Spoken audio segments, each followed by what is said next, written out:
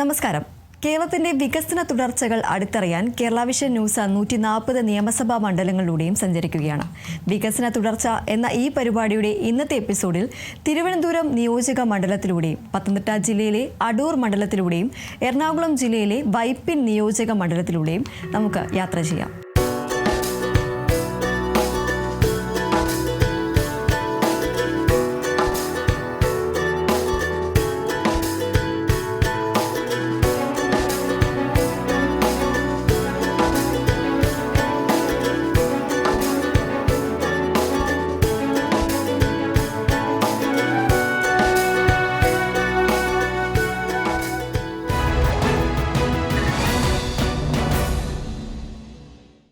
വികസന തുടർച്ച ആദ്യം യാത്ര ചെയ്യുന്നത് കേരളത്തിന്റെ തലസ്ഥാന നഗരിയായ ചരിത്രവും പൈതൃകവും പേർന്ന വിദ്യാഭ്യാസത്തിന്റെയും സംസ്കാരത്തിന്റെയും രാഷ്ട്രീയത്തിന്റെയും കേന്ദ്രമായ തിരുവനന്തപുരം നിയോജക മണ്ഡലത്തിലൂടെയാണ്. ഈ നഗരം കഴിഞ്ഞ 10 വർഷമായി വികസനത്തിന്റെ പുതിയ പാതയിലാണ്. അടിസ്ഥാന സൗകര്യ വികസനത്തിലും സാമൂഹിക മുന്നേറ്റത്തിലും ഒരുപാട് മാറ്റങ്ങൾ ഈ 10 വർഷ കാലയളവിൽ സംഭവിച്ചിട്ടുണ്ട്. നഗരത്തിലെ ഗതാഗത സൗകര്യങ്ങൾ മെച്ചപ്പെടുത്തുന്നതിനോടൊപ്പം അതുവഴി ടൂറിസം മേഖല പരിപോഷിപ്പിക്കുന്നതിനായും തീരദേശ ഹൈവേ പോലുള്ള ബൃഹത് പദ്ധതികൾ നടപ്പിലാക്കി. സർക്കാർ സ്കൂളുകളിൽ അടിസ്ഥാന സൗകര്യങ്ങൾ മെച്ചപ്പെടുത്തുന്നതിനും ഡിജിറ്റൽ വിദ്യാഭ്യാസം വ്യാപിപ്പിക്കുന്നതിനുമായി കിഫ്ബിയുടെ സഹായത്തോടെ നിരവധി പദ്ധതികൾ പൂർത്തീകരിച്ചു. ആരോഗ്യ മേഖലയിലും നിരവധി വികസന പ്രവർത്തനങ്ങളാണ് കഴിഞ്ഞ 10 വർഷം കൊണ്ട് മണ്ഡലത്തിൽ ഉണ്ടായിട്ടുള്ളത്. മണ്ഡലത്തിലെ കൂടുതൽ വികസന പ്രവർത്തനങ്ങൾ നമുക്ക് കേൾക്കാം.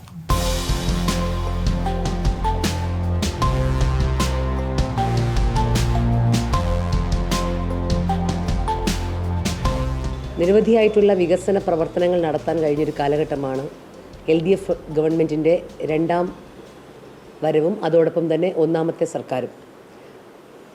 രണ്ടാമത്തെ സർക്കാരിൻ്റെ നേതൃത്വത്തിൽ തിരുവനന്തപുരം നഗരത്തിൽ വളരെ നന്നായി വികസനം നടന്ന ഒരു കാലഘട്ടം.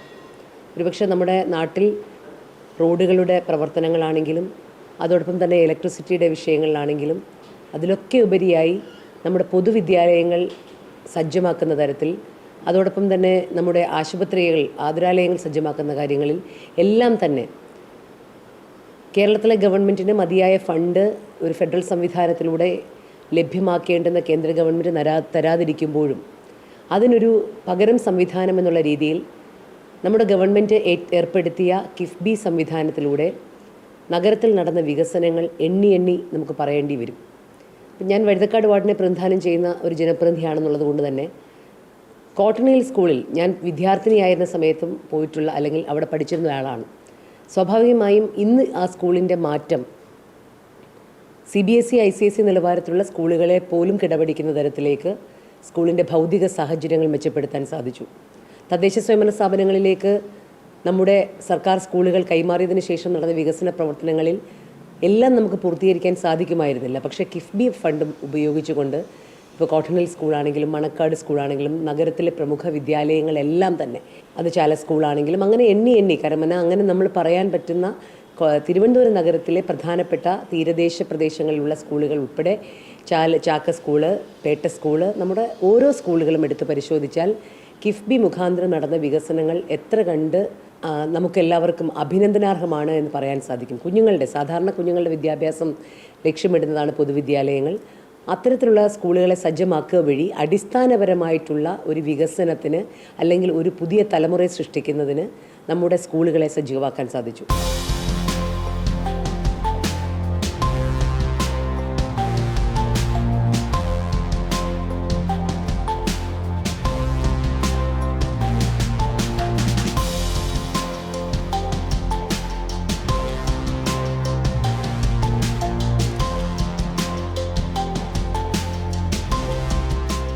ആതുരാലയങ്ങളുടെ കാര്യത്തിൽ നമുക്കറിയാം എല്ലാം തന്നെ കഴിഞ്ഞ സർക്കാരിൻ്റെ കാലഘട്ടത്തിൽ LDF ഗവൺമെൻറ്റിൻ്റെ കാലഘട്ടത്തിലാണ് നമ്മൾ ആർദ്രം പദ്ധതിയിലൂടെ നമ്മുടെ കുടുംബാരോഗ്യ കേന്ദ്രങ്ങളായി പ്രാഥമികാരോഗ്യ കേന്ദ്രങ്ങളെ മാറ്റിയത്.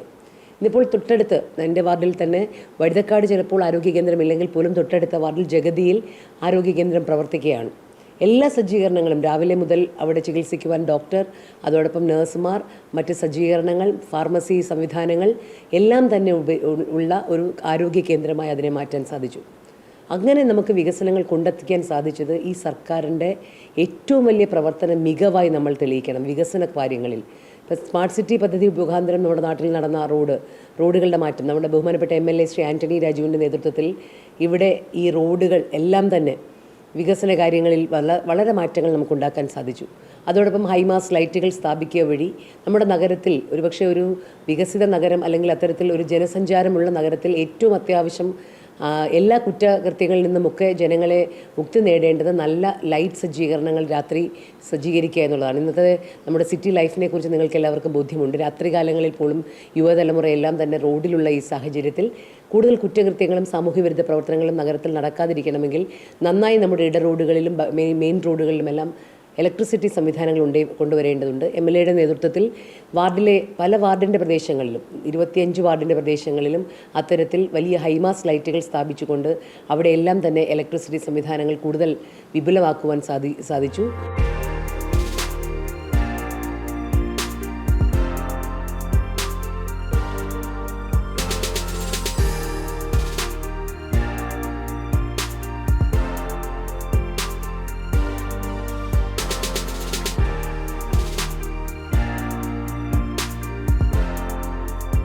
അതോടൊപ്പം തന്നെ നമ്മുടെ നാട്ടിൽ ഏറ്റവും പ്രധാനപ്പെട്ട തീരദേശ പ്രദേശത്ത് പുലിമുട്ട് നിർമ്മാണം തിരുവനന്തപുരം മണ്ഡലത്തിൽ നടന്ന ഒരു വലിയ വികസന പ്രവർത്തനമായി നമുക്ക് മാറ്റാൻ പറ്റും. കടൽക്ഷോഭം ഉൾപ്പെടെയുള്ളത് കൊണ്ട് തീരദേശ മേഖലയിലെ മത്സ്യബന്ധന മേഖലയിലൊക്കെ ബുദ്ധിമുട്ട് അനുഭവിക്കുന്നവർക്ക് അത് ഏറ്റവും ഒരു ഉപകാരപ്രദമായിട്ടുള്ള രീതിയിലുള്ള പുലിമുട്ട് നിർമ്മാണവും കടൽഭിത്തി നിർമ്മാണവും നമുക്ക് നടത്താൻ സാധിച്ചു. മത്സ്യത്തൊഴിലാളികൾക്ക് ഈ സർക്കാർ നൽകിയൊരു വലിയ അനുഗ്രഹമാണ് 600ഓളം ഭവനങ്ങൾ. ഭയമില്ലാതെ അവർക്ക് രാത്രികാലങ്ങളിൽ കിടന്നുറങ്ങാൻ പറ്റുന്ന തരത്തിൽ കടൽ തിരമാല വന്ന് ഞങ്ങളെ കൊണ്ടുപോകുമോ എന്നുള്ള അല്ലെങ്കിൽ അത്തരത്തിൽ എന്തെങ്കിലും ഒരു പ്രകൃതി ദുരന്തങ്ങൾ വരുമ്പോഴോ സുനാമിയെ പോലുള്ള പ്രകൃതി ദുരന്തങ്ങളും അതോടൊപ്പം വേലിയേറ്റം വേലിയിറക്കം സമയങ്ങളിലുമൊക്കെ ആ പ്രദേശത്തെ ജനങ്ങൾ ബുദ്ധിമുട്ടിലായിരുന്നുവെങ്കിൽ അവർ ആശങ്കാകുലരായിരുന്നുവെങ്കിൽ ഇന്ന് അവർക്ക് അവരുടെ ഉപജീവന മാർഗത്തിന് പോകുവാൻ തരത്തിൽ ഏറ്റവും അടുത്ത് തന്നെ പുതിയ സംവിധാനത്തിലൂടെ 600-ലധികം മത്സ്യത്തൊഴിലാളികൾക്ക് നമ്മുടെ സർക്കാർ വീട് വെച്ച് നൽകുക വഴി ഏറ്റവും വലിയൊരു പ്രവർത്തനമാണ് നടത്തിയത്. അപ്പോൾ ഇതെല്ലാം ഞാൻ മനസ്സിലാക്കുന്നത് ഒരു ഗവൺമെൻറ്റിൻ്റെ ദീർഘവീക്ഷണമുള്ള പ്രവർത്തനങ്ങളുടെ ഭാഗമാണ്. ഇടതുപക്ഷ ഗവൺമെൻറ് നമ്മുടെ രാജ്യത്ത് അല്ലെങ്കിൽ സംസ്ഥാനത്ത് നടപ്പിലാക്കിയ പ്രവർത്തനങ്ങൾ വളരെ ഒരുപക്ഷെ മറ്റ് നീതി ആയോഗിൻ്റെ പോലും മുൻപിൽ നമ്മൾ വളരെ മുൻപിൽ നിൽക്കുന്ന ഒരു സംസ്ഥാനമായി മാറി. വിദ്യാഭ്യാസ കാര്യത്തിലാണെങ്കിൽ, ആരോഗ്യ കാര്യത്തിലാണെങ്കിൽ, സാമൂഹ്യക്ഷേമത്തിൻ്റെ പ്രവർത്തനങ്ങളിലാണെങ്കിൽ, ഏറ്റവും കുറവ് ഗർഭിണികൾ മരിക്കുന്ന സംസ്ഥാനത്തിൻ്റെ കാര്യത്തിലാണെങ്കിൽ, അതോടൊപ്പം തന്നെ നമ്മുടെ കുട്ടികളുടെ മരണനിരക്ക് കുറഞ്ഞ കാര്യത്തിൽ ഒക്കെ തന്നെ ഈ കേരളത്തിന് മുന്നോട്ട് പോകാൻ സാധിച്ചത് നമ്മുടെ സർക്കാരിൻ്റെ പ്രവർത്തനങ്ങളുടെ ഭാഗമാണ്. അതുപോലെ തന്നെ ഏറ്റവും അവസാനം പ്രഖ്യാപിച്ച സാമൂഹ്യ സുരക്ഷാ മേഖലയിൽ ഒരു പുത്തൻ ഉണർവ് സമ്മാനിച്ചുകൊണ്ട് വീട്ടിലിരിക്കുന്ന വീട്ടമ്മമാർക്ക് പോലും 35 മുതൽ 60 വയസ്സ് വരെയുള്ള സ്ത്രീകൾക്ക് 1000 രൂപ പെൻഷൻ പദ്ധതി ഏർപ്പെടുത്തുകയും അത് നടപ്പിലാക്കുകയും അത് ജനങ്ങളുടെ കൈകളിൽ എത്തിക്കുകയും ചെയ്ത ഒരു സർക്കാരാണ് ഈ സർക്കാരെന്ന് സന്തോഷപൂർവ്വം അറിയിക്കട്ടെ. അതിദാരിദ്ര്യ നിർമ്മാർജ്ജനം വലിയ പങ്കുവഹിച്ചു.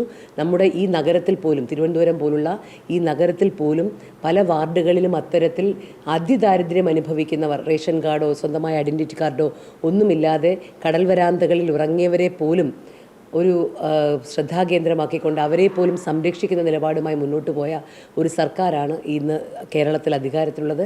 LDFൻ്റെ ഈ ഒരു പ്രവർത്തന മികവ് കൊണ്ട് തന്നെ അടുത്ത കാലങ്ങളിലും നമുക്ക് ഈ പ്രവർത്തന തുടർച്ച അല്ലെങ്കിൽ ആ ഭരണ തുടർച്ച ഉണ്ടാകും എന്നുള്ളത് ജനങ്ങൾ ഉറപ്പാക്കേണ്ട വിഷയമാണ്.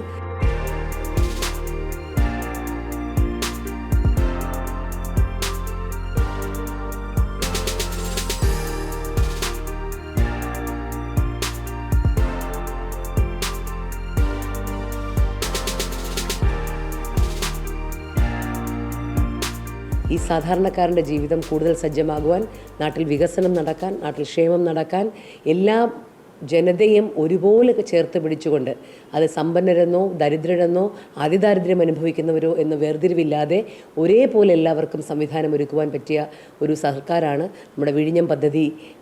തിരുവനന്തപുരം നഗരത്തിന് മാത്രമല്ല, കേരളത്തിന് മാത്രമല്ല, രാജ്യാന്തര അതിർത്തിയിൽ തന്നെ നമുക്ക് വലിയ മുന്നേറ്റമുണ്ടാക്കിയ ഒരു വലിയ പദ്ധതിയാണ്. അങ്ങനെ നിരവധി പ്രവർത്തനങ്ങൾ നടത്തിയ ഈ സർക്കാരിന് എല്ലാവിധ ഭാവുകങ്ങളും ആശംസകളും, അതോടൊപ്പം വരുന്ന തെരഞ്ഞെടുപ്പിലും LDF കരുത്തോടെ വരുമെന്നുള്ള ഉറപ്പ് ഞങ്ങളുടെ മനസ്സിലും ജനങ്ങളുടെ മനസ്സിലുമുണ്ട് എന്ന് പറഞ്ഞുകൊണ്ട് നിർത്തട്ടെ. നന്ദി, നമസ്കാരം.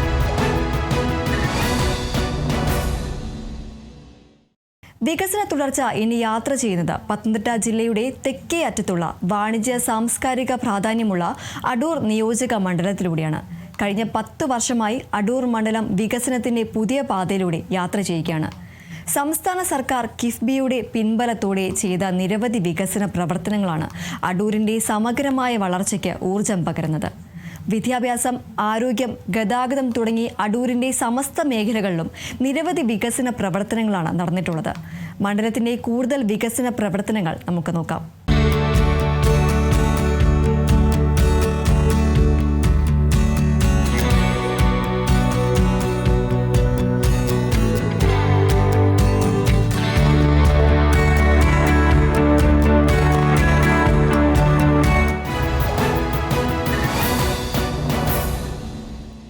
ഇടതുപക്ഷ ജനാധിപത്യ മുന്നണി ഗവൺമെൻറ് കഴിഞ്ഞ 10 വർഷക്കാലമായി അടൂർ നിയോജക മണ്ഡലത്തിലും കേരളത്തിലൊട്ടാകെ വലിയ വികസന മുന്നേറ്റമാണ് നടത്തിയിട്ടുള്ളത്. അടൂർ അസംബ്ലി മണ്ഡലത്തിൽ കിഫ്ബി പദ്ധതിയിലൂടെ നിരവധി വികസന പ്രവർത്തനങ്ങൾ നടന്നിട്ടുണ്ട്. ഇക്കാലയളവിൽ അടൂരെ കോടതി സമുച്ചയം, അടൂരെ ഗവൺമെൻറ് ജനറൽ ഹോസ്പിറ്റൽ 15 കോടി രൂപ ഉപയോഗിച്ച് ഇപ്പോൾ കെട്ടിട നിർമ്മാണം പൂർത്തീകരിച്ചുകൊണ്ടിരിക്കുന്നു. കോടതി സമുച്ചയം 10 കോടി രൂപ ഉപയോഗിച്ച് പൂർത്തീകരിച്ച് കഴിഞ്ഞിരിക്കുന്നു. 2ാം ഘട്ടം പ്രവർത്തനം നടന്നുകൊണ്ടിരിക്കുന്നു. നമ്മുടെ ശ്രീമൂലം മാർക്കറ്റ് കിഫ്ബി പദ്ധതിയിലൂടെ 2 കോടി രൂപ ചെലവഴിച്ച് പൂർത്തീകരിച്ചു. കൊടുമൺ ഇൻ്റർനാഷണൽ സ്റ്റേഡിയം 14 കോടി രൂപ ഉപയോഗിച്ച് കിഫ്ബിയിലൂടെ ആ സ്റ്റേഡിയം ഏറ്റവും മികച്ച സ്റ്റേഡിയമാക്കി മാറ്റാൻ കഴിഞ്ഞു.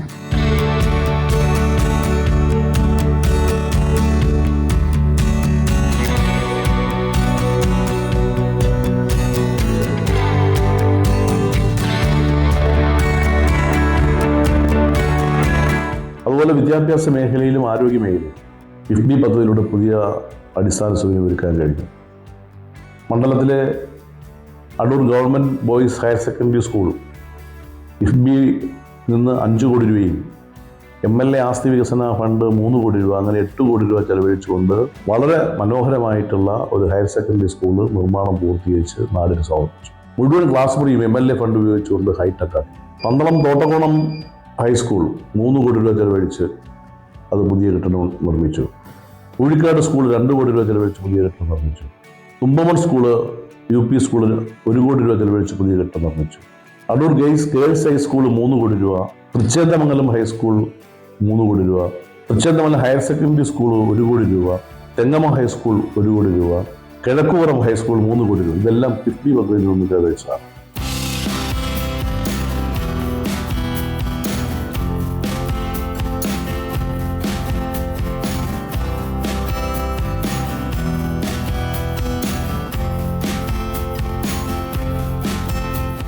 നമ്മുടെ ആരോഗ്യ മേഖലയിൽ ഞാൻ അടൂർ ജനറൽ ഹോസ്പിറ്റലിൻ്റെ കാര്യം പറഞ്ഞതോടൊപ്പം തന്നെ കൊടുമൺ കുടുംബാരോഗ്യ കേന്ദ്രം 1.85 കോടി രൂപ ചെലവഴിച്ച് നിർമ്മാണം പൂർത്തീകരിച്ചുകൊണ്ടിരുന്നു.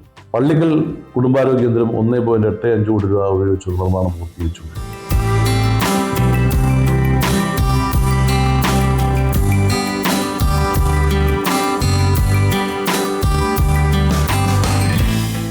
ആനിയടി കൂടൽ റോഡ് ഏതാണ്ട് 32 കിലോമീറ്റർ ദൂരം വരുന്ന റോഡ് 4 മണ്ഡലങ്ങളെ തൊട്ട് പോകുന്ന ആ വിസ്തൃതമായ പ്രദേശത്ത് ഏതാണ്ട് 110 കോടി രൂപ ചെലവഴിച്ചുകൊണ്ട് ആനിയടി കൂടൽ റോഡിൻ്റെ 1ാം ഘട്ടം പൂർത്തീകരിച്ചു.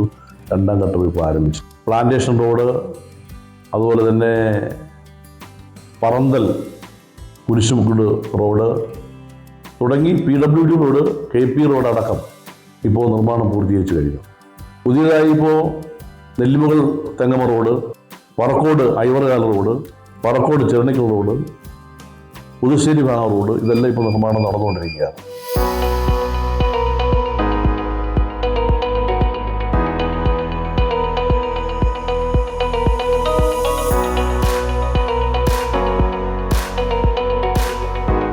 പന്തളം സബ് രജിസ്ട്രാർ ഓഫീസിന് പണം അനുവദിച്ചു. ഏനാത്ത് സബ് രജിസ്ട്രാർ ഓഫീസിന് പണം അനുവദിച്ചു. ഏനാത്ത് ടൗൺ വികസനം 5 കോടി രൂപ ഉപയോഗിച്ചുകൊണ്ട് ഇപ്പോൾ നിർമ്മാണം നടന്നുകൊണ്ടിരിക്കുന്നു. അങ്ങനെ പറഞ്ഞു വരുമ്പോൾ വലിയ വികസനമാണ് നമ്മുടെ മണ്ഡലത്തിൽ നടത്തിയിട്ടുള്ളത്. സ്മാർട്ട് അംഗനവാടികൾ, നമ്മുടെ മണ്ഡലത്തിലെ വില്ലേജ് ഓഫീസ് എല്ലാം സ്മാർട്ടായി. Kodumon village office, Angadikkal village office, Enath village office, അതുപോലെ Kadampanad village office, Pallickal village office, Thumpamon village office, Pandalam village office, Purampala village office, ഇതെല്ലാം ഇപ്പോൾ സ്മാർട്ടായി കഴിഞ്ഞു. പുതിയ കെട്ടിടം നിർമ്മിച്ചു. ഇപ്പോൾ പന്തളം തെക്കേക്കര വില്ലേജ് ഓഫീസ് സ്മാർട്ടാക്കുന്നതിന് പണം അനുവദിച്ചു കഴിഞ്ഞു. ഏറത്ത് വില്ലേജ് ഓഫീസ് സ്മാർട്ടാക്കുന്നതിന് പണം അനുവദിച്ചു കഴിഞ്ഞു. അപ്പോൾ നമ്മുടെ മണ്ഡലത്തിലെ മുഴുവൻ വില്ലേജ് ഓഫീസും സ്മാർട്ടാവുകയാണ്. നമ്മുടെ താലൂക്ക് ഓഫീസ് സ്മാർട്ടായി, RD ഓഫീസ് സ്മാർട്ടായി. അപ്പോൾ അടൂർ KSRTC സ്റ്റാൻഡ് നവീകരിക്കുന്നതിന് 1 കോടി രൂപ അനുവദിച്ച് ഇപ്പോൾ നിർമ്മാണം തുടങ്ങിയിട്ടുണ്ട്. അതുപോലെ തന്നെ KSRTC സ്റ്റാൻഡിൽ എത്തിച്ചേർന്ന ജനങ്ങൾക്ക് മഴ നനയാതെ ബസ്സിൽ കയറുന്നതിന് കാനോപ്പി നിർമ്മിക്കുന്നതിന് 1 കോടി രൂപ അനുവദിച്ച് MLA ഫണ്ട് അനുവദിച്ചു. പന്തളം ബൈപ്പാസ് നേരത്തെ തന്നെ അതിന്റെ സ്ഥലമെടുപ്പ് നടന്നുകൊണ്ടുള്ള നടപടികൾ പൂർത്തീകരിച്ചുകൊണ്ടിരിക്കുന്നു. പന്തളത്തും അടൂരും റോഡ് ക്രോസ് ചെയ്യുന്നതിന് വേണ്ടി ഫുഡ് ഓവർ ബ്രിഡ്ജ് നിർമ്മിക്കുന്നതിന് പണം അനുവദിച്ചു. ഇപ്പോൾ സോയിൽ ടെസ്റ്റ് ഇപ്പോൾ നടന്നു കഴിഞ്ഞു. അംബേദ്കർ ഗ്രാമം നമ്മുടെ മണ്ഡലത്തിൽ ഓരോ കോടി രൂപ ചെലവഴിച്ചുകൊണ്ട് എല്ലാ പഞ്ചായത്തിലും ഓരോ അംബേദ്കർ ഗ്രാമം നിർമ്മാണം പൂർത്തീകരിച്ചു കഴിഞ്ഞു. ഇനി ഇപ്പോൾ 2 നിർമ്മാണം നടന്നുകൊണ്ടിരിക്കും. അടൂർ മുനിസിപ്പാലിറ്റിയിൽ ആധുനിക ശ്മശാനം ഇപ്പോൾ നിർമ്മാണം പൂർത്തീകരിച്ചുകൊണ്ടിരിക്കുന്നു കിഫ്ബി പദ്ധതിയിലൂടെ. പറക്കോട് മാർക്കറ്റിൽ ഇപ്പോൾ പണം അനുവദിക്കാൻ തീരുമാനിച്ചു. അതുകൂടാതെ ബജറ്റ് ഫണ്ടും MLA ഫണ്ട് ഉപയോഗിച്ച് നിരവധി വികസന പദ്ധതി നടപ്പാക്കിയിട്ടുണ്ട്. ഇപ്പോൾ അതിലേറ്റവും കൂടുതൽ ശ്രദ്ധിച്ചുള്ളത് വിദ്യാഭ്യാസ മേഖലയും ആരോഗ്യ മേഖലയുമാണ്. നമ്മുടെ Pallikkal LPS, Thottuva LPS, ഉണ്ടപ്പള്ളി LPS, Choorakode LPS, എളങ്ങമംഗല LPS, അറുകാലിക്കൽ LPS, അറന്തക്കുളങ്ങര LPS, Kodumon SCV LPS, Kodumon കിഴക്ക് SLPS, അങ്ങാടിക്കൽ വടക്ക് LPS, ഇവിടെ എല്ലാം പുതിയ കെട്ടിടങ്ങളായി. മങ്ങാരം ഗവൺമെൻറ് UPS 1 കോടി രൂപ ഉപയോഗിച്ച് നിർമ്മാണം പൂർത്തീകരിച്ചുകൊണ്ടിരിക്കുന്നു. അപ്പോൾ ഗവൺമെൻറ് അടൂർ LPSനും അതുപോലെ തന്നെ വടക്കെടുത്ത ഗവൺമെൻറ് ഹയർ സെക്കൻഡറി പുതിയ കെട്ടിടം നിർമ്മിക്കുന്ന പണം അനുവദിച്ചു കഴിഞ്ഞു. എന്നാൽ നമ്മുടെ മണ്ഡലത്തിലെ മിക്കവാറും എല്ലാ വിദ്യാഭ്യാസ സ്ഥാപനങ്ങൾക്കും പുതിയ കെട്ടിടമായി. സ്കൂൾ ബസ്സായി.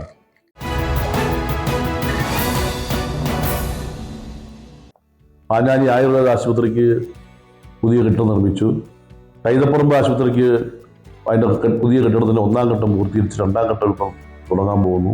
അങ്ങാടിക്കൽ ആയുർവേദ ആശുപത്രിയിൽ 1 കോടി രൂപ ചെലവഴിച്ച് പുതിയ കെട്ടിടം നിർമ്മിക്കുന്നു. തുമ്പമൺ കുടുംബാരോഗ്യ കേന്ദ്രം, ബ്ലോക്ക് തല കുടുംബാരോഗ്യ കേന്ദ്രത്തിന് നേരത്തെ 35 ലക്ഷം രൂപ വെച്ച് പുതിയ കെട്ടിടം നിർമ്മിച്ചു. ഇപ്പോൾ 4 കോടി രൂപ ഇപ്പം അനുവദിച്ചിട്ടുണ്ട്. പന്തളം PHC അവിടെ നേരത്തെ 2 ഘട്ടം ഈ ഗവൺമെൻറ് വന്ന ശേഷം അത് നിർമ്മാണം പൂർത്തീകരിച്ചു.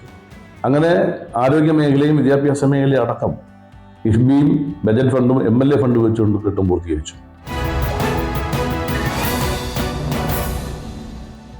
നമ്മുടെ അടൂർ ഇരട്ടപ്പാലം അതും കിഫ്ബി പദ്ധതിയിലൂടെ പൂർത്തീകരിച്ചതാണ്. അതുപോലെ തന്നെ മണ്ണടി വേലിത്തമ്മിലുള്ള സ്മാരക മ്യൂസിയം, അവിടെയും MLA ഫണ്ട് 75 ലക്ഷം രൂപ ചെലവഴിച്ച് ലൈബ്രറി പുതിയ കെട്ടിടം നിർമ്മിച്ചു. ഇപ്പോൾ അവിടെ അന്താരാഷ്ട്ര പഠന ഗവേഷണ കേന്ദ്രം 2.5 കോടി രൂപ ചെലവഴിച്ചുകൊണ്ട് ഇപ്പോൾ നിർമ്മാണം നടന്നുകൊണ്ടിരിക്കുന്നു.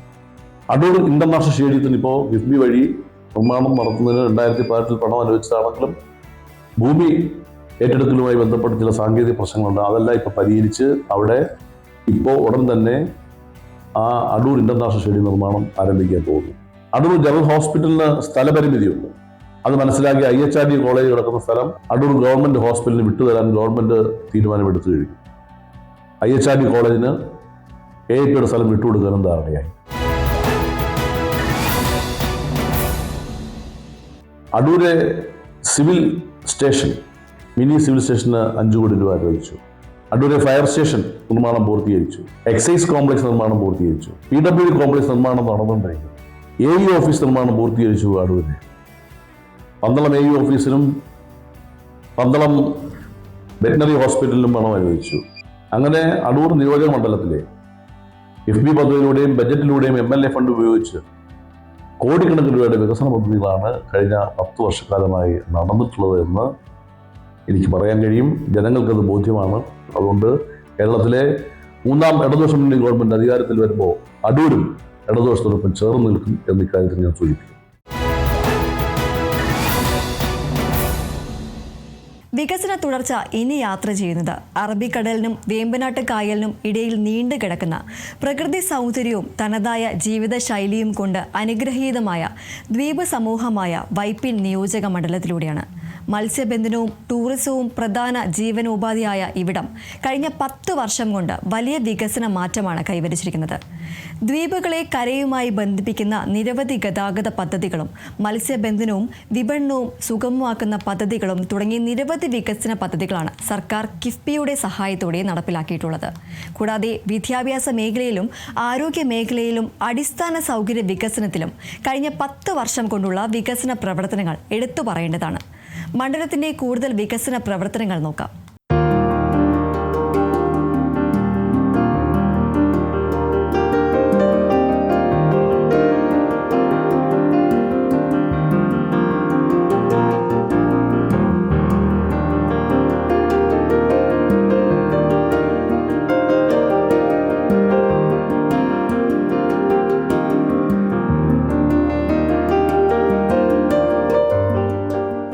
വൈപ്പിൻ മണ്ഡലം വളരെ ലോകപ്രശസ്തമായൊരു മണ്ഡലമാണ്. 1341 പ്രളയത്തെ തുടർന്നുണ്ടായതാണ് വൈപ്പിൻ കരയും അതിനോട് ചേർന്ന ദ്വീപ് പ്രദേശങ്ങൾ. ഇപ്പോഴും വികസനം തേടുന്ന മണ്ഡലങ്ങളിൽ പ്രധാനപ്പെട്ട ഒരു മണ്ഡലമാണ്. വളരെ പ്രസിദ്ധമായ ചരിത്രമുറങ്ങുന്നൊരു മണ്ണാണ് വൈപ്പിൻ്റേത്. വൈപ്പിൻ മണ്ഡലത്തിൻ്റെ അടിസ്ഥാന വികസനത്തിന് വേണ്ടി ധാരാളം പദ്ധതികൾ സർക്കാർ കിഫ്ബിയുടെ ധനസഹായത്തോടു കൂടി ഏറ്റെടുത്ത് നടപ്പാക്കുകയാണ്. വിദ്യാഭ്യാസ മേഖലയിൽ പൊതുവിദ്യാഭ്യാസ മേഖലയെ ശക്തിപ്പെടുത്തുന്നതിൻ്റെ ഭാഗമായി വിദ്യാഭ്യാസ മേഖലയിലെ നമ്മുടെ ഹൈസ്കൂളുകളെല്ലാം മികവിൻ്റെ കേന്ദ്രങ്ങളാക്കി മാറ്റുന്നതിൻ്റെ ഭാഗമായി എളങ്ങുന്നപ്പുഴ ഹൈസ്കൂളിൽ 1,30,00,000 രൂപയുടെ ഒരു പദ്ധതി ആവിഷ്കരിച്ച് മുന്നേറുകയാണ്. കടമുക്കുടി പഞ്ചായത്തിലും ഏകദേശം 2 കോടി രൂപയുടെ വികസന പദ്ധതികൾ നടപ്പാക്കുന്ന പ്രക്രിയ പുരോഗമിക്കുകയാണ്.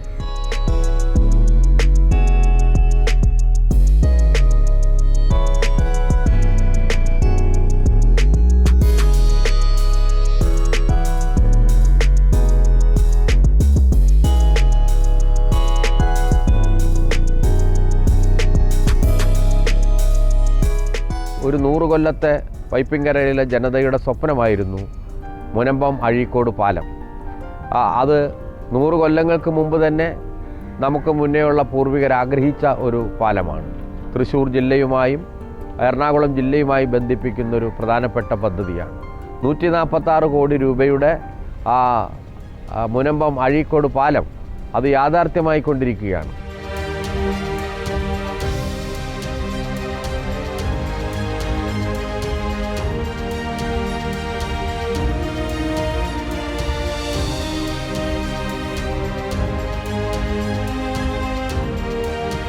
തീരദേശ റോഡ് തിരുവനന്തപുരം മുതൽ കാസർഗോഡ് വരെയുള്ള തീരദേശ റോഡിൻ്റെ നിർമ്മാണ പ്രവർത്തനങ്ങൾ നടത്തുന്നതിന് വേണ്ടിയുള്ള ചർച്ചകൾ പുരോഗമിക്കുകയാണ്.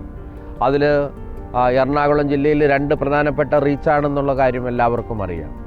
അത് ചെല്ലാനം മുതൽ ഫോർട്ട് കൊച്ചി വരെയും, ഫോർട്ട് കൊച്ചി കഴിഞ്ഞാൽ പുതുവൈപ്പ് മുതൽ മുനമ്പം വരെ ഏതാണ്ട് 25-26 കിലോമീറ്റർ തീരദേശം പങ്കുവെക്കുന്ന 14.5 മീറ്റർ വീതിയിലുള്ള തീരദേശ റോഡ്. അത് വലിയ, പ്രത്യേകിച്ച് വൈപ്പിൻ മണ്ഡലത്തിൻ്റെ മാത്രമല്ല കേരളത്തിൻ്റെ ടൂറിസം മേഖലയിൽ അത് വലിയ ഒരു കുതിച്ചുചാട്ടമായിരിക്കും. അതിൻ്റെ ഭാഗമായി കിഫ്ബിയുടെ പൊതുവിൽ കേരളത്തിൽ ആയിരക്കണക്കിന് കോടി രൂപ അതിന് കിഫ്ബി മാറ്റിവെച്ചിട്ടുണ്ടെന്നുള്ളത് സന്തോഷകരമാണ്.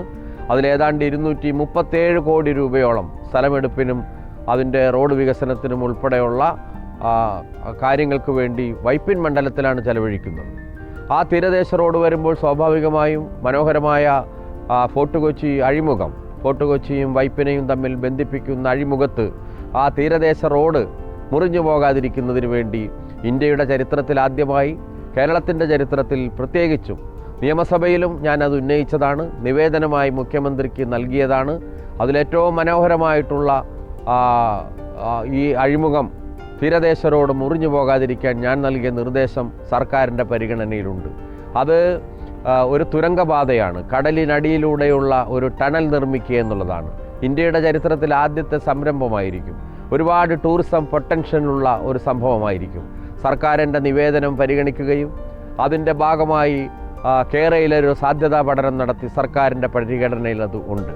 കേന്ദ്ര സർക്കാരിൻ്റെ കൂടി സഹായം ലഭിച്ചാലേ ആ പദ്ധതി പൂർണ്ണമാകൂ. ഏതാണ്ട് 1500 കോടിയിൽ അധികം രൂപ ചെലവ് പ്രതീക്ഷിക്കുന്ന ഒരു പദ്ധതിയാണ് ആ ടണൽ നിർമ്മാണം. അത് വരുമ്പോൾ വലിയ മാറ്റങ്ങളാണ് നമ്മുടെ വൈപ്പിൻ മണ്ഡലത്തിൽ സംഭവിക്കാൻ പോകുന്നത്. നായരമ്പലത്ത് ഫിഷ് മാർക്കറ്റ് 2,67,00,000 രൂപയുടെ പദ്ധതിയാണ്. തീരദേശ വികസന കോർപ്പറേഷൻ്റെ നിർവഹണ ഏജൻസിയായി അവരുടെ നേതൃത്വത്തിൽ നടപ്പാക്കുന്ന പദ്ധതിയാണ് നായരമ്പലം ഫിഷ് മാർക്കറ്റ്. മത്സ്യത്തൊഴിലാളികൾ ഏറ്റവും കൂടുതൽ അധിവസിക്കുകയും കടലിൽ നിന്നും അതുപോലെ കായൽ പ്രദേശങ്ങളിൽ നിന്നുമെല്ലാമുള്ള മത്സ്യവിഭവങ്ങൾ വിറ്റഴിക്കപ്പെടുന്ന വളരെ പ്രധാനപ്പെട്ട ഒരു കേന്ദ്രമാണ്. അപ്പോൾ അതിൻ്റെ അടിസ്ഥാന സൗകര്യത്തിന് വേണ്ടി കിഫ്ബിയുടെ ധനസഹായത്തോടു കൂടിയാണ് ആ പദ്ധതി നാം നടപ്പാക്കി വരുന്നത്. കടമക്കുടി പഞ്ചായത്ത് 12ഓളം വരുന്ന ദ്വീപസമൂഹങ്ങൾ അടങ്ങുന്നതാണ്. വളരെ പ്രകൃതി മനോഹരമായ സ്ഥലമാണ് കടമക്കുടി. അവിടെ നിരവധി പാലങ്ങൾ ജിഡയുടെ സഹായത്തോടു കൂടി നടക്കുന്നതിനോടൊപ്പം തന്നെയാണ് ഇപ്പോൾ പിഴല കടമക്കുടി പാലത്തിന് 48 കോടി രൂപ കിഫ്ബി അനുവദിച്ചിട്ടുള്ളത്. അതിനാവശ്യമായിട്ടുള്ള സ്ഥലമെടുപ്പും അപ്രോച്ച് റോഡുകളുടെ വികസനത്തിനെല്ലാം വേണ്ടിയിട്ടുള്ള നടപടികൾ അവിടെ പുരോഗമിച്ചു വരികയാണ്. വൈപ്പിൻ മണ്ഡലത്തിലെ 8 പഞ്ചായത്തുകളിൽ ഒരു പ്രധാനപ്പെട്ട പഞ്ചായത്താണ് മുളവുകാട് പഞ്ചായത്ത്. ആ മുളവുകാട് പഞ്ചായത്തിൻ്റെ ഭാഗമായിട്ടുള്ള വല്ലാർപാടം പനമ്പുകാട് പ്രദേശമുണ്ട്. വളരെ മനോഹരമായ സ്ഥലമാണ്. അപ്പോൾ വേലിയേറ്റ നാളുകളിലെല്ലാം വേലിയേറ്റത്തിൻ്റെ ധാരാളം ദുരിതങ്ങൾ അനുഭവിക്കുന്നൊരു ജനതയാണ് അവിടെ താമസിക്കുന്നത്. അതിനൊരു പരിഹാരമെന്ന നിലയിലാണ് ഗതാഗത സൗകര്യത്തിനും ഈ വേലിയേറ്റത്തിൻ്റെ പ്രശ്നങ്ങളെ പ്രതിരോധിക്കാനും കഴിയുന്ന വിധത്തിലുള്ളൊരു പദ്ധതിയാണ് വല്ലാർപാടം ബണ്ട് റോഡ്. ആ വല്ലാർപാടം ബണ്ട് റോഡിന് 30 കോടി രൂപയോളം ജിഡയുടെ സഹായവും 20 കോടി രൂപ കിഫ്ബിയുടെ ധനസഹായത്തോടു കൂടി അങ്ങനെ 50 കോടി രൂപയുടെ ഒരു പദ്ധതിയാണ് നടപ്പാക്കാൻ പോകുന്നത്. അതുപോലെ തന്നെ നായരമ്പലം ധാരാളം വികസന കാര്യങ്ങൾ നടക്കുന്ന മണ്ഡലമാണ്. അതിൻ്റെ ഭാഗമായി ഇപ്പോൾ 7.5 കോടി രൂപയുടെ മത്സ്യഗ്രാമം പദ്ധതി അവിടെ നടപ്പാക്കാൻ പോകുന്നു. അതിൻ്റെ എല്ലാം തുടർച്ചയിലാണ് കിഫ്ബിയുടെ ധനസഹായത്തോടു കൂടിയുള്ള നായരമ്പലം ഹെഡ്ബഡ് പാലം. അതും അതിൻ്റെ നടപടികളെല്ലാം പൂർത്തീകരിച്ച് ഹെഡ്ബഡ് പാലം അതിൻ്റെ നിർമ്മാണത്തിലേക്ക് കടക്കാൻ പോവുകയാണ്. കിഫ്ബിയുടെ ധനസഹായത്തോടെ ഓരോ മണ്ഡലത്തിലും സംസ്ഥാന സർക്കാർ നടപ്പിലാക്കുന്ന ഈ വികസന പ്രവർത്തനങ്ങൾ മണ്ഡലത്തിലെ ജനങ്ങളുടെ ജീവിത നിലവാരം ഉയർത്തുമെന്നതിൽ സംശയമില്ല. വികസന തുടർച്ചയുടെ ഇന്നത്തെ എപ്പിസോഡ് ഇവിടെ പൂർണ്ണമാവുകയാണ്. മറ്റ് മണ്ഡലങ്ങളിലെ വികസന വിശേഷങ്ങളുമായി അടുത്ത എപ്പിസോഡിൽ വീണ്ടും കാണാം. നന്ദി, നമസ്കാരം.